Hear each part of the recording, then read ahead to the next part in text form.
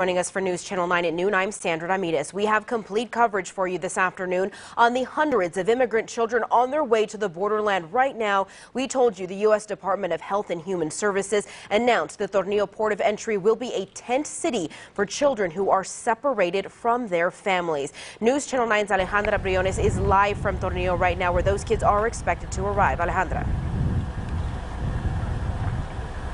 I reached out to the Department of Health and Human Services earlier to try and find out when the children were expected to arrive, but I have yet to hear back. We came to Tornillo today hoping to get a better view of those tents where the children are meant to be housed, but this is as close as we could get with our cameras. If you take a look off in the distance, it might be difficult to tell with our camera, but off to the left of that brown building, you can see that large white tent. Our crews who were out here yesterday did receive confirmation that this is where the children were going to be temporarily housed. While they were here yesterday, they also saw vans passing by, but no signs of those children just yet. All of this coming after the Trump administration's zero tolerance policy.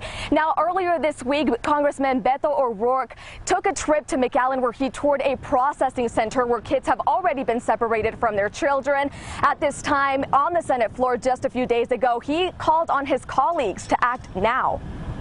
This is our opportunity to do the right thing. We will be judged by our conscience, by our children, and by history. This is our moment of truth, and so I join.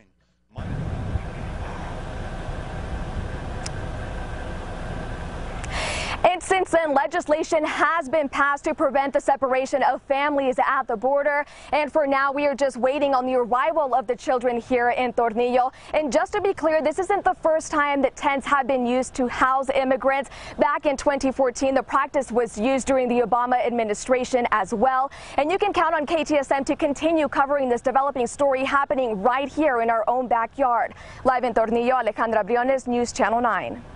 All right, thanks, Ellie. Now, this afternoon, we're also hearing from Senator Jose Rodriguez, who accused President Trump of violating due process and the rule of law with a policy that he calls inhumane. I want to suggest to our community that no one should tolerate this and that we will do everything we can to stop this from happening here in El Paso.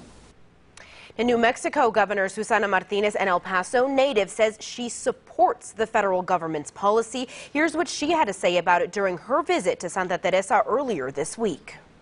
We don't let people who break the law continue to be out and running around breaking the law simply because they have children.